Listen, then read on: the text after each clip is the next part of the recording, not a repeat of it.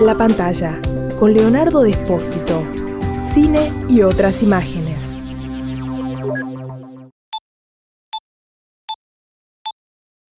Johnny Depp, un gato generado por computadora, y la nuca de Mia Wasilowska, que es una actriz joven, muy importante en Hollywood y en Europa.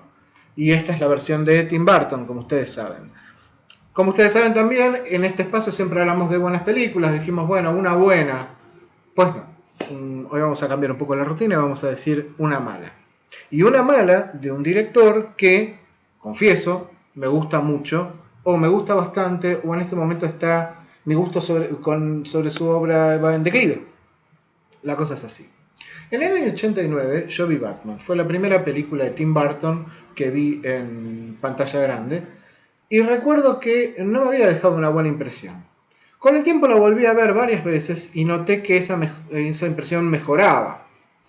Más tarde vi El joven manos de tijera y ahí sí comprendí muchas cosas. Sobre todo comprendí que este tipo, Tim Burton, tiene un mundo, un universo, que trabaja con modos y con formas a las que siempre le encuentro una vuelta para contar historias donde lo marginal ocupa el centro, los personajes marginales, los personajes raros, donde el aspecto físico no va ligado, como suele pasar en cierto discurso clásico de la narración más o menos estándar, a la personalidad o a la definición moral del personaje, sino que la moral de los personajes a veces se refleja en el maquillaje o en la forma y a veces no, y se refleja de una manera muy compleja. Era un tipo que lograba tomar el cuento de hadas, la historieta, todo lo que era el discurso supuestamente infantil, el circo, por ejemplo, y transformarlo en algo que mostraba, por otro lado, la parte secreta del mundo, la parte oscura, lo que lo sostiene. Y sus personajes vivían boyando entre sus deseos, que a veces no eran precisamente buenos, y un mundo que los contenía o que los reprimía.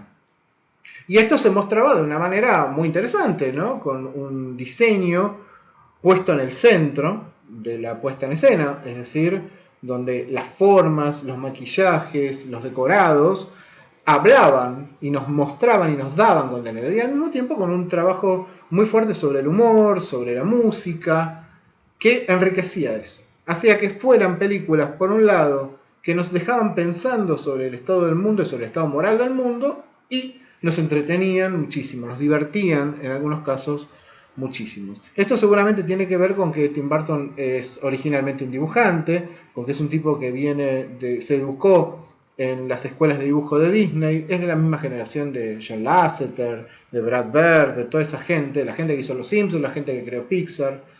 Y además de esto, es un gran admirador, y eso es muy notable en sus películas, de Federico Fellini, de Orson Welles y de Alfred Hitchcock. Entonces uno decía, este hombre que tiene esta carrera, que casi no ha dado traspiés, toma Alicia en el País de las Maravillas. ¡Voilá! Por fin vamos a ver una versión más o menos oscura, pero al mismo tiempo sardónica, o al mismo tiempo irónica, de lo que fueron esos libros que tenían, sí, una carga irónica muy fuerte. Sobre todo un ataque muy fuerte hacia la educación tradicional en los libros de Lewis Carroll. Y al rol de la mujer, y a la política, etcétera, que estaba como larvado. Burton en ese punto era ideal. Era ideal.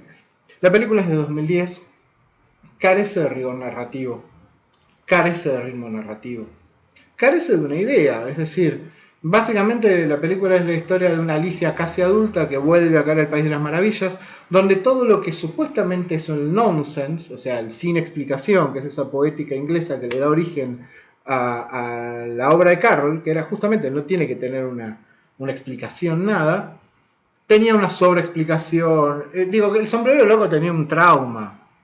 Tenía un trauma. Todos sabemos que el sombrero loco funciona porque está loco. Porque no pertenece al mundo de la cordura. Porque no pertenece al mundo de lo normal.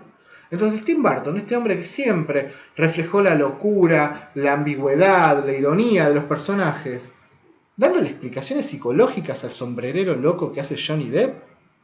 Bueno, eso explica por qué esta película es no mala, sino horrible, y seguramente la peor que hizo Tim Burton.